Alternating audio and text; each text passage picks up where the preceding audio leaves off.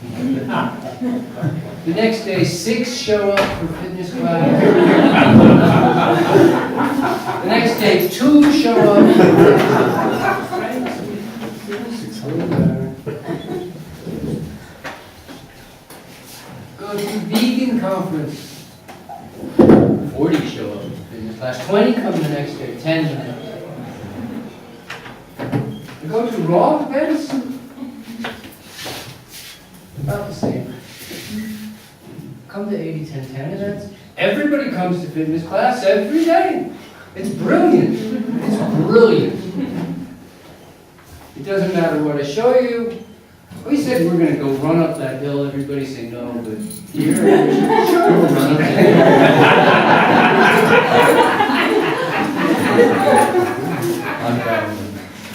hill. Mom comes up the hill with me.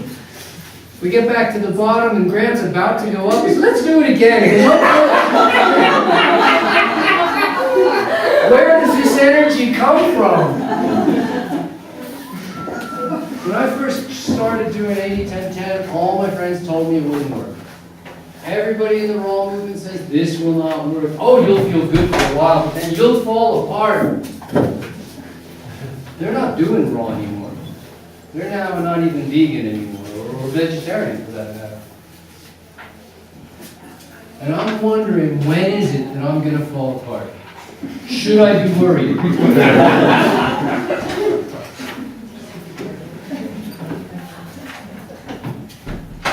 They're on every kind of diet. I meet people on every kind of diet.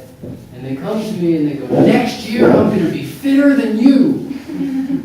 I go, next year I'm going to be fitter than I am now too. So you're going to have to go further than you think you're going to have to go if you want to get in front of me.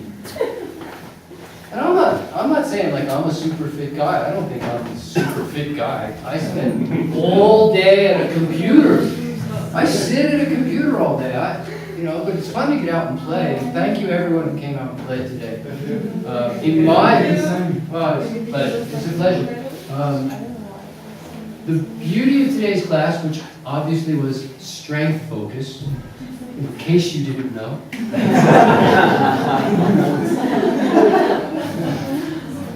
Today was strength focused, but everybody could do it at their own level of strength.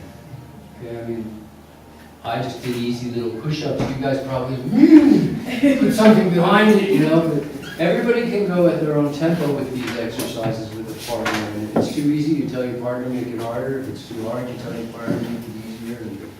And I like that this can be done because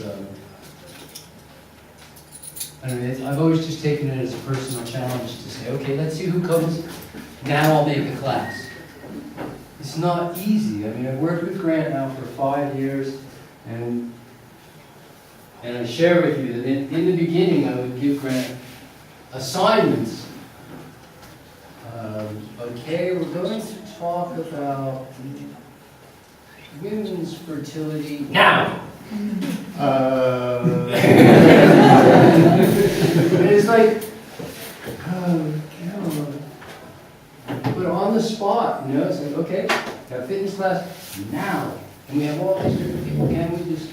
So I take it on myself. I wouldn't ask you to do something I wouldn't do. Today is a topic that is so dear to my heart. I'm reviving this topic, as it were, which is a little spooky to think I've come full circle, but in good ways, other than the number of years that it took me. But this is something that when I first started to learn about serious health, or not so serious health, this is a topic that just grabbed me. It's called the law. Okay, now we've all had different experiences with the law. There's different kinds of law, there's the government and the society and all that sort of thing. Some of which we pretty much I grew up, there was no such thing as seatbelts. So for me, a seatbelt is like somebody telling me what to do. business is theirs, is it of theirs to tell me what to do? Except my daughter grew up with seatbelts, and she says, "Put your seatbelt on, Daddy," because she never knew any other way. It seems like this, to her, it's automatic, and so I comply mostly when I'm with her. And I don't mean to say like I take my own life casually, I do not. But I also have two friends who were thrown free of their car. Had they been wearing seatbelts, they would have been crushed into something about this big. They've been crushed, just crushed. And instead, one went through the windshield, and one went out of the car somehow. We don't know exactly, but if he hadn't been thrown out, in fact, he came to the next morning. He had just a little too much to drink. Okay. So he does not remember the accident at all. No, he didn't. He doesn't know that he had an accident, except that when he came, he was close to his house when it happened, and he somehow walked to his front yard. And when he came to in his front yard, his car wasn't there. And he was a little banged up, but not bad. And he thought something must have happened. And he borrowed his dad's car and drove into town. It turns out that in town there's one mechanic who has a very good sense of humor. And he has something, I don't know, 27, like 6 or 7 meters high, a big stand. And on top of the stand, he would put the wreck of the week, right, is up there. So Joe drives into town and sees his car up on the wreck of the week. It's like a cereal box or something. I mean, it's just crushed to nothingness. And he stops and goes in to talk to the mechanic, and he says, "What happened to the driver?" And the mechanic says, "We don't really know, but it must have been hard." So I know, now Kevin, my other friend Kevin, he remembers his accident because he hadn't been drinking, he'd been doing drugs. Much more to Kevin's liking was to do a lot of drugs. But he'd been doing drugs and trying to stay awake far longer than obviously anyone can. And he drove off the side of the road into some kind of a ravine, which was fine until he hit the bottom of the thing, at which point the car stopped rather suddenly, but he didn't. He flew through the windshield, landed like maybe over in the tents over there, somewhere over in the, it was 60, 70 meters from where the car stopped. He landed. And there were a few bones that did not break. But when I saw Kevin, he looked like something either out of a comedy show or a science fiction. I mean, he was in traction, both arms were in casts, both legs were in casts, his back was casted up, he was just wrapped like the mummy. And this was several weeks after the accident. He says to me, "I really want to get high." I go, "Oh man, you must be on so many drugs right now. You don't have to worry about it, Kevin."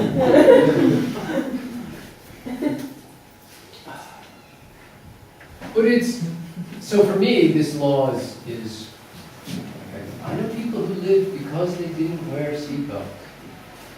I'm a chiropractor by trade. I know what seatbelts do. There was no such thing as whiplash before seatbelts.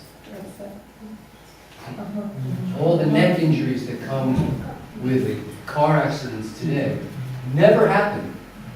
Oh, you got cut. But the cars were heavier, and the cars took the impact. Now the cars are made of rubber, and the person inside splashes around. And because of the design of the seatbelt, they could be made so there wasn't head injuries also. There's 1 million head injuries a year in the United States in cars. Around the world, I have no idea. 1 million head injuries per year in a car. Why don't we have to wear a helmet? Helmet would stop 1 million injuries a year. But they don't make you wear a helmet. Only motorcycle drivers have to wear a helmet. Why are they so important? Why do we think motorcycle drivers are just so important that they should have to wear helmets, but in a car we don't have to? The race drivers crash at 200 miles an hour, spin, spin, spin, pop into the air, whoa, crash, boom, boom, boom, boom, boom, boom, boom, end over end over end over end. And you go, oh my God, I mean, nothing could and they get out and walk away. We should be in harnesses like they have, and nobody would ever get hurt. Or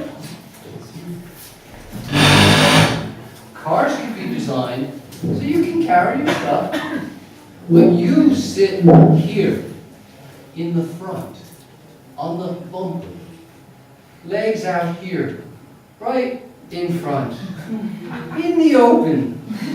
You steer maybe from here, nothing in front of you at all. I don't think you'd be so willing to bump into the guy in front.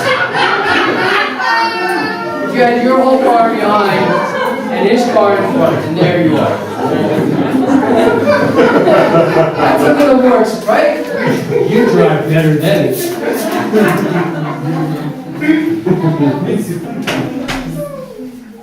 I once was driving my motorcycle, and the light turned green, and the car in front of me did not go.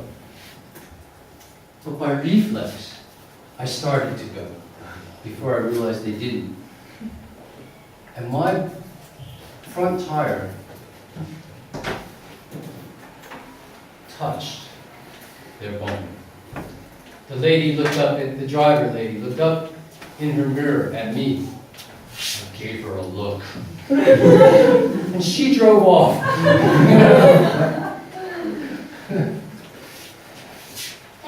But there's other laws. There's other laws that we just can't really ignore. We just can't.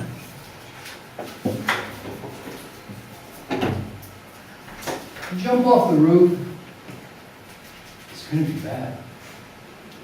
Every single time. It will always be bad. These are universal laws. Gravity is a universal, it's not sometimes. Oh, well, we're in a high, maybe where I was doing push-ups, it was a high gravity zone. It's kind of hard to push there.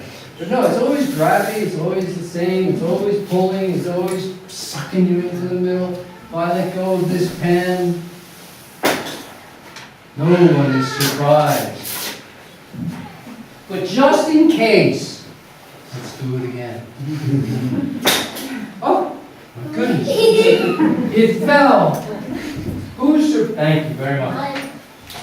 Nobody's surprised. We go, law of gravity. We depend on this law of gravity.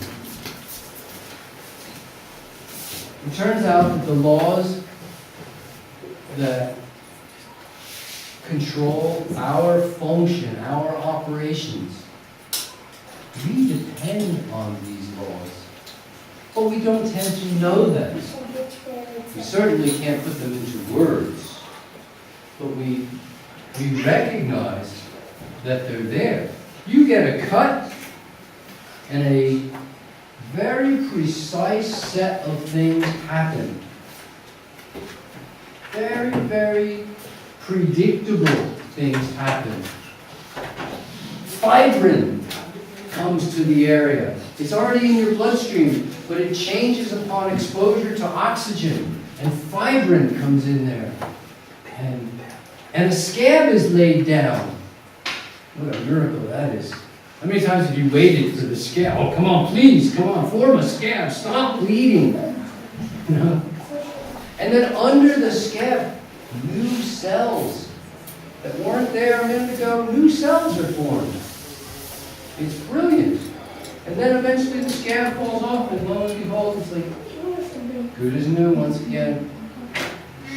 The body heals itself to the degree that it can. You cut your finger, it heals. You cut off the tip of your finger. Who's done that? Yeah. How many times? Yeah. And it heals. You cut off your fingertip at the shoulder. Okay, mental power. You're going to grow a new arm. Is it possible? Maybe. But I've not seen it. I've not seen anybody grow a new arm. It's there is a limitation to matter. We're matter. And there's a limitation to our ability to heal ourselves. Maybe you grow a new fingertip, but nobody's grown a new head. Cut off the head, nobody's grown a new body.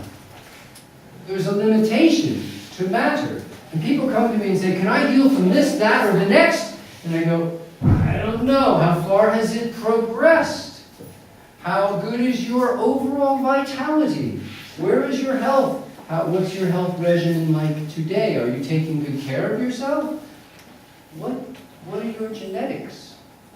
All of these things play a role in, wow, am I going to recover, or have I exceeded the limitation of matter? Why is it that we all like to push the limits so much? We love to just like go right out to the edge. And hopefully come back. I don't know, there's some fun in it somewhere. There is definitely some fun in it. But at the same time, we have to respect that there are laws. It turns out that the human body operates under a series of about 36 laws that I know about. There may be others.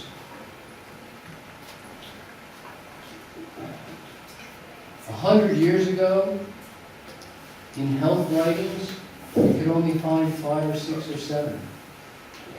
But eventually people have scribed more. We got to a point where we now recognize a full-on 36 laws. I'm working on turning this into a book that you can read the laws and become familiar with them yourself. Because I believe that it is very difficult to do anything well if you don't know the rules. There's many jokes about people making up the rules of a game for someone who doesn't know the game at all. And you just keep making up the rules as you go along so that you always lose, I always win. Oh, you just lost double. Oh, it's Thursday, you just lost triple. Only on Thursdays. When you roll double sixes on Thursdays, you lose everything. You know? Unless you're wearing an orange shirt, in which case you also owe me. And they go, oh, really? That's how it's played? Yes, of course, the orange shirt on Thursdays roll double six. Yeah. So, for me, I'm comforted by laws. I'm comforted by laws. They give me predictability. They give me foreknowledge of what's going to happen if. Because human beings, with all our free will, have the ability to say, I wonder what would happen if. And then we can act on that freedom. I wonder what would happen if. Remember going to Mexico. And when you go through customs in Mexico, it's different than customs in Europe. Nothing to declare, oh, I've got illegal stuff, I'm going to go this way.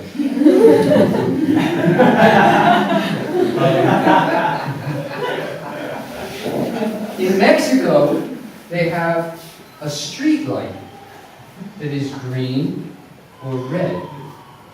And you push a button, and it either comes green or red. You don't know which it's going to be. You push the button. They don't do it for you. You push the button, you get green, you go. You push the button, you get red, they go through your stuff. And it's totally random. I had nothing illegal when I went to Mexico. Well, nothing that was going to get me in big trouble. I had a lot of books and a lot of videos and a lot of audio tapes, and there would have probably been an import duty. But it was nothing that was going to get me. It would have cost me $50 or something. Pushed the button, took my chances. But to this day, I remember that feeling. I did not like that feeling of pushing the button to see my future going to come up on the big screen, you know. Okay, you win, you lose. Did not like that feeling. I can see why game shows, you know, you sort of love them and hate them because you don't know what's behind door 2 or something. I like the predictability of laws. I depend upon the predictability of laws. And I understand at least a little bit why. Kids think the world revolves around them. And we're all here as slaves for them. Servants to them. And to some degree they're right. But if it's total chaos, if the world is total chaos, they become very insecure. They need to know that there are things they are not allowed to do.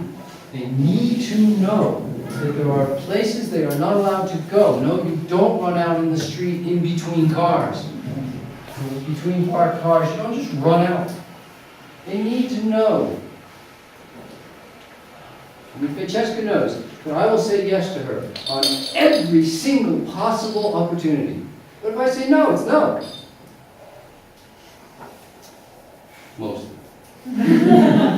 Doesn't mean she accepts that, but she knows that. It doesn't mean she quite accepts it yet. That's the plan. And she knows that I'll never restrict her. Like if she's doing something, I'll never just restrict her. Unless there's danger. In which case, you know, I'll yell and restrict and do things that I wouldn't normally do. And children gain confidence knowing that there's protection because there are rules. And we're just, based on our experience, there are laws of life. And the laws of life to me give me a great sense of comfort. The first law, the law of universality, is one of my favorites. Although, I guess I won't tell the dog and the cat story right now, but pretty much everything's my favorite. Oh, my favorite thing. I'm a very dog personality. Oh, my favorite thing.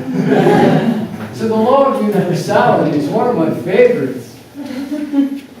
Because what it says is that all the other laws apply all the time, under all circumstances, for everyone, always, without exception, all the time, and all the other laws are in agreement with each other. None conflict, none oppose, none contradict other sections or even parts of the other laws. It's like walking up to a perfect sphere, and there's no flaw, and there's no chink, and there's nothing to even like get a hold. It's slick. It's just unapproachable. The laws are not to be questioned. And you can read them and read them and read them and read them, and there's no, I don't know if there's such an expression here, but there's no chink in the armor. Okay, there's nothing. It's perfection. It's a clean system. The laws operate, and there's no room for question.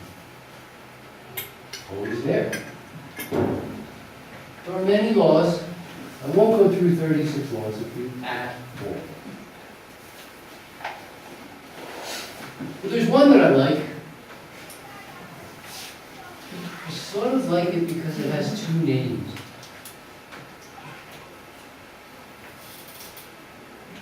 The law of dual effect. Two effects. Dual effect. Not dual. It's like duality. The law of dual effect says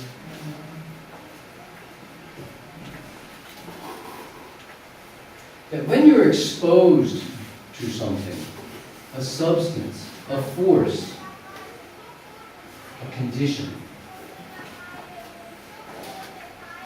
when you are exposed to something, that you will react twice. The body will react twice. The first reaction we call primary. And the primary reaction will be sudden, sharp, fierce, intense, acute. The secondary reaction will be the opposite to the first, but it will be slow, chronic as opposed to acute, subtle as opposed to sharp or violent.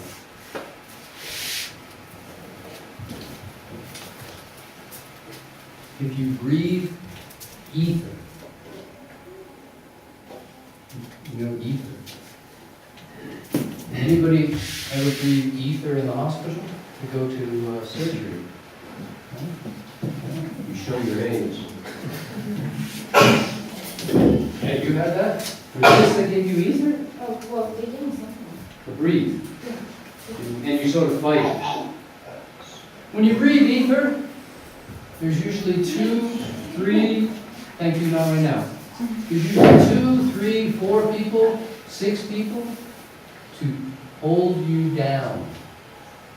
Or they tie you down first. One or the other. For me, they had 4 people to hold me down and barely managed. And I was 4 years old. And they barely hold me. You breathe ether, everything spasms. It's just uncontrollable. It's not like I was even trying, but I sort of was. I wanted off that table. But the muscular contractions are the most intense things you've ever seen. In the 1920s in the United States, for some reason that I will never understand, the government decided that it was time to regulate social values. You cannot regulate social values. And they decided to make the consumption of alcohol illegal.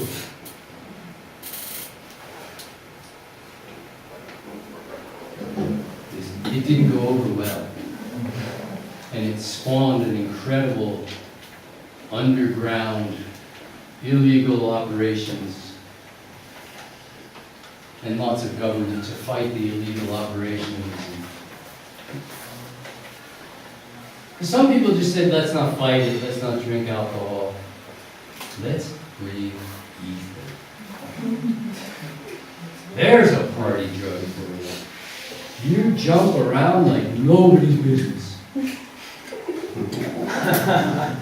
For about 45 seconds. That's an intense, acute, violent, short reaction.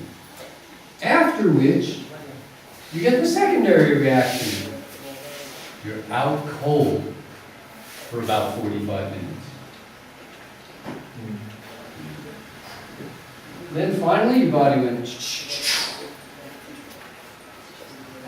and homeostasis, a condition where things remain the same, relatively, within normal limits, reinstates itself. It was such a popular drug of choice that people started making fun of the people who breathe ether. And somebody developed a dance to mimic the people who breathe ether. The Harlem Shake? The who? The Harlem Shake? The Harlem Shake? No, I don't know that one. You want to show me? No, I was more energetic than this. Anybody know the dance? You know the Charleston? Who danced the Charleston? Were people called flappers. Flapping around, huh? Okay, well, I show my age. But I used to be able to. So, it's energetic. You go up, you come down. You breathe methamphetamine, you're up for 3 days. And you're down for a week. You take sedatives, oh, you're really calm. And then you're really angry. I mean, there's always a secondary effect. There's always the primary, there's always the secondary. The law of dual effect. You see a deer on the road, you gradually get yourself back onto the road. First reaction is fierce. Second's like, what am I doing out here in the grass? Bring it back onto the road, but just onto my side. The laws work for us. And for some reason, we like to push the limit. I wonder how long I can stay awake before it's going to... I learned. Don't know how I live. But I learned that if you drive all night on perfectly flat, straight roads, that it gets boring. And eventually there's this terrible clatter. And you open your eyes, and there's no road in sight. I couldn't even find the road. And then I saw taillights like over there. And I go, oh God.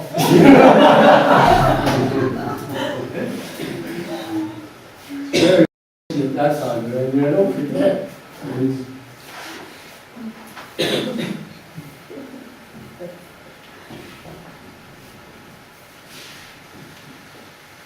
There's laws that tell us that we can only be us. I love that. We can only act like us. We can only act within our nature.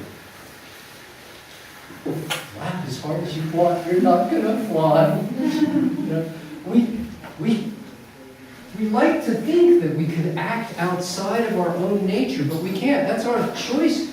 It's part of our nature to be able to have free will and wonder what if, and act on it.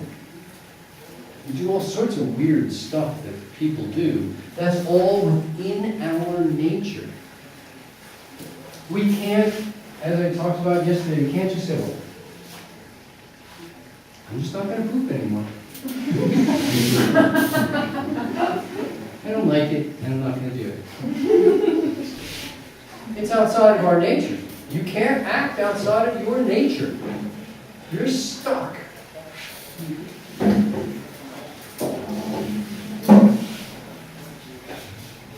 Things are going to happen and they're going to be predictable. You can... The question comes up, are we grazers or should we eat meals? I find it difficult to do the kind of intense activities we were doing this morning. At least for me, that was pretty intense. And be eating at the same time. Eating's great after, but not during. I would not have wanted to eat a half a watermelon and then run up that hill. That would be ugly. So, I find it difficult to be a grazer and intensely active. But there is a law called the law of peristalsis. And the law of peristalsis states clearly that the muscles of peristalsis function in a rhythmic wave of contractions, pushing food forward or whatever the peristaltic action required is, because we have various peristaltic muscles. And that the only way that they can give a complete contraction in order to efficiently and effectively do their peristaltic motion is if before and after the contraction there is complete relaxation. These muscles require rest. This isn't like your heart. It just goes beat, beat, beat, beat, beat, beat, beat, all, well, unless it's Grant's heart, it goes beat. Beat.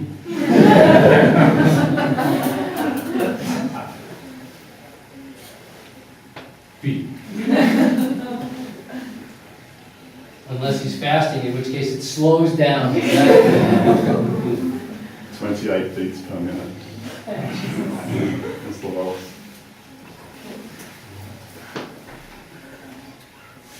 Peristaltic muscles need a lot of rest where they can't contract fully. It reminds me of strength athletes. Most strength athletes don't train often. They're not like runners. How often do you run? Per week? Times per week. Times per week. Five times. No. Anybody run more than 5 times? No. Are there runners who run every day? Of course there are. Strength trainers, very often they train once a week. Once a week. I know strength guys who say they only train once every other week. It's really intense, but it's only once every other week. They need the other 13 days to recover. I pity them that they need such long recovery. It's a tribute to their diet that they need such long recovery. On 80-10-10, we recover much more rapidly than that, fortunately. But what they show is that if you want to have complete contraction, that it takes some serious time at rest before you recover. Law of peristalsis tells us that these peristaltic muscles have to really contract down hard, because if it's only a half-hearted contraction, then some of the food moves forward and some of the food squirts back, and that's not so good when the food goes the wrong way. You want it going all in one direction. So So that if you happen to be eating your watermelon while you're doing a handstand, the food still goes in the right direction. It turns out that you don't even have to really be doing a handstand, because if you've ever seen pictures of the human insides, preferably pictures, or if you've ever seen the insides, you know that the small intestines are a tube, maybe 10, 12, 13 meters long. And it just looks like somebody took a big soft tube and laid it inside our whole lower abdomen. And it goes this way, and this way, and this way, and this way, and this way. So it really doesn't matter which direction you're up or down. The food has to keep moving against gravity, with gravity. It's got to go sometimes straight up, even while I'm standing up, or straight up while I would be on a handstand. You really want this peristalsis to work. You have to supply periods of rest in between periods of effort. Or you invariably, all the grazers I've ever met, have digestive issues. They tell me that's why they graze.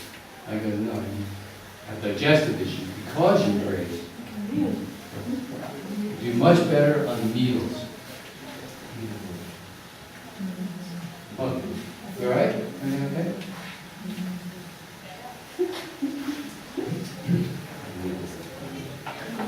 We look at one more.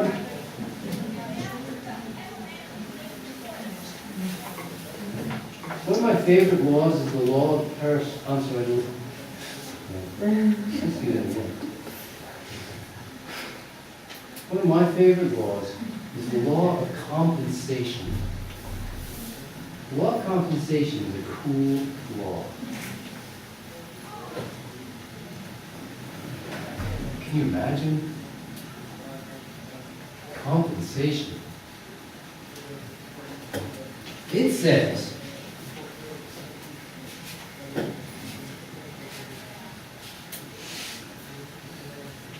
if you take care of yourself in such a way that it is not self-supportive, it is not self-constructive, it's harmful, negative, if you will, if you want to go in that direction. That your body will do everything that it possibly can to allow for this. But the way that it allows for it is by taking energy from where it needed to be and putting it over where it now needs to be because we've done something potentially harmful. So your body was working on that liver tumor, but you just got sunburn. And sunburn is kind of like an acute emergency, and it needs to be dealt with. So your body's going to take the energy from healing your liver and say, okay, well, let's just put it over here to healing your burn, because right now we must deal with that.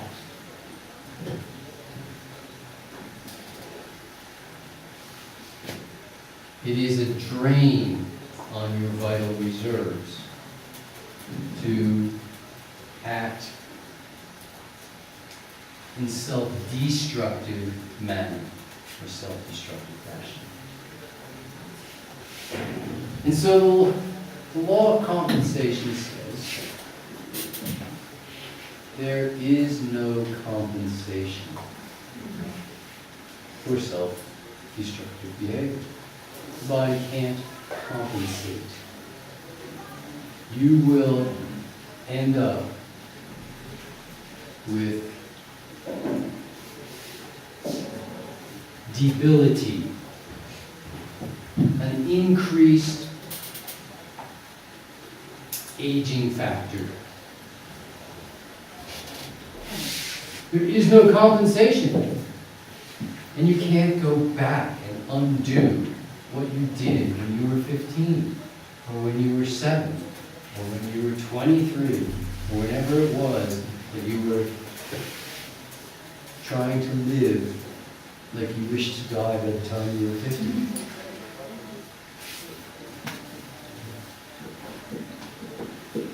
Gotta love the law of compensation. There is no compensation. The only compensation is that you get older faster. Wow, great. Or you experience homeostasis at a lower level of vitality. Oh, great, that's what I'm looking for. I want to feel worse all the time. So I'm going to... If you wish to prove the law of compensation,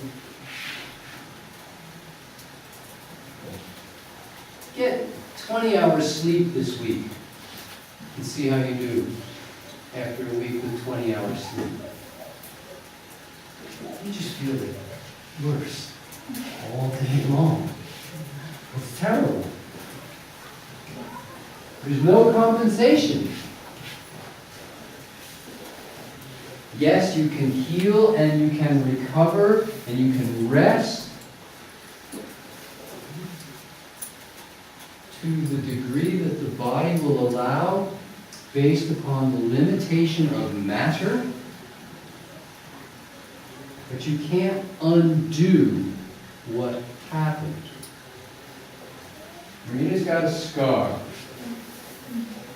Can't undo that trauma.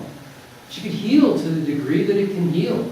And it's brilliant that the body can heal. But it took a whole lot of things away from other things in order for the body to do that. We do that 6 or 8 times in different places. We start pushing the limitation of matter. That means probably healed at all. Your experience of life, the joy, the energy. So, I think it's cool that we operate under laws. I think it's marvelously reinforcing to understand.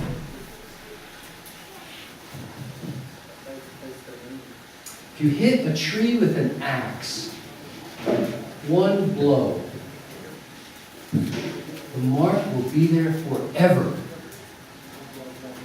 You can come back 100 years later and say, this is where I hit the tree with... You could come back 200 years later and say, this is where I hit the tree with an axe. That'd be a good move, huh? My grandfather did that, some old man could say, 200 years ago. You can nurture the tree after that, water it, be kind to it, talk nice to it, give it food.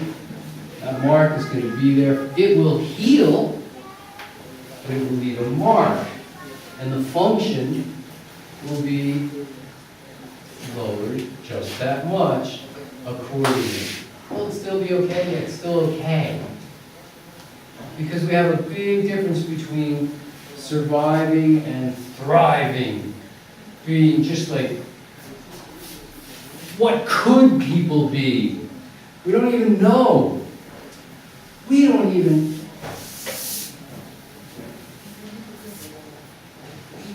Samuel Clemens said, truth is stranger than fiction because truth is so seldom told. But in the same way, Dr. Herbert Shelton was talking about health, and he said something to the effect, we have no idea what healthy people could be. There aren't any. Some of us are pretty healthy, but not like we could have been. Who knows? Before atom bombs, before pesticides, before chlorinated water with fluoride added to it, before electricity. What do you do? All watch television in the dark before electricity?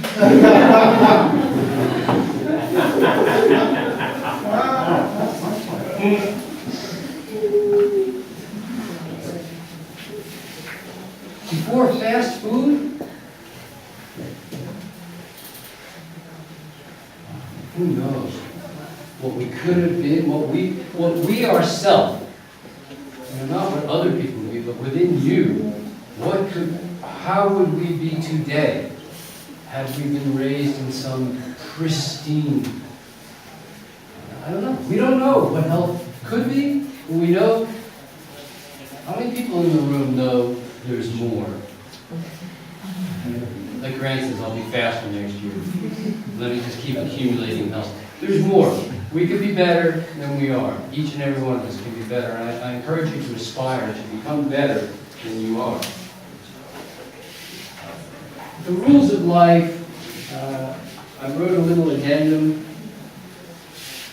The game of life is played like any other game. There are rules, goals, equipment, opposition, offense, defense, teams, leaders, and of course, plenty of training.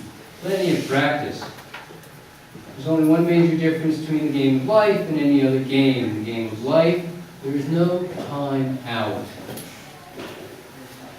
The clock's always running, the rules always apply, and the rules are not negotiable.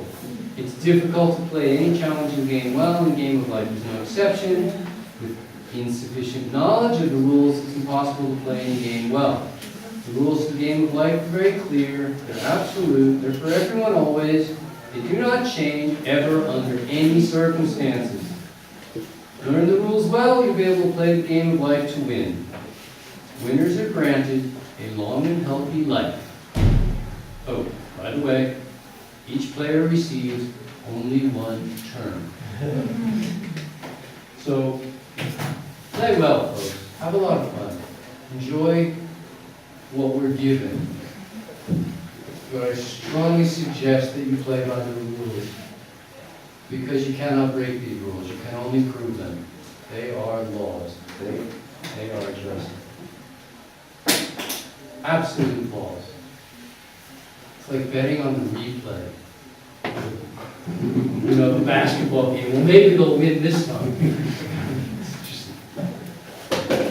Thank you all very, very much for this. I want to close this one out with a small announcement. In every group, every time, I'm probably missing a whole lot of you, but I know that we have one birthday here today. Is there anyone else besides Patricio is having a birthday? I think it would be really nice of us to, at least a couple of times today, everybody wishing happy birthday. But we can do it as a group.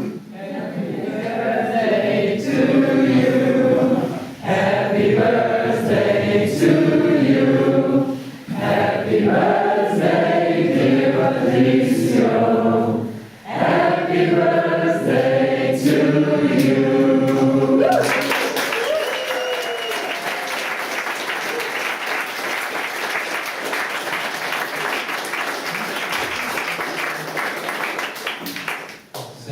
Years old, he doesn't have days.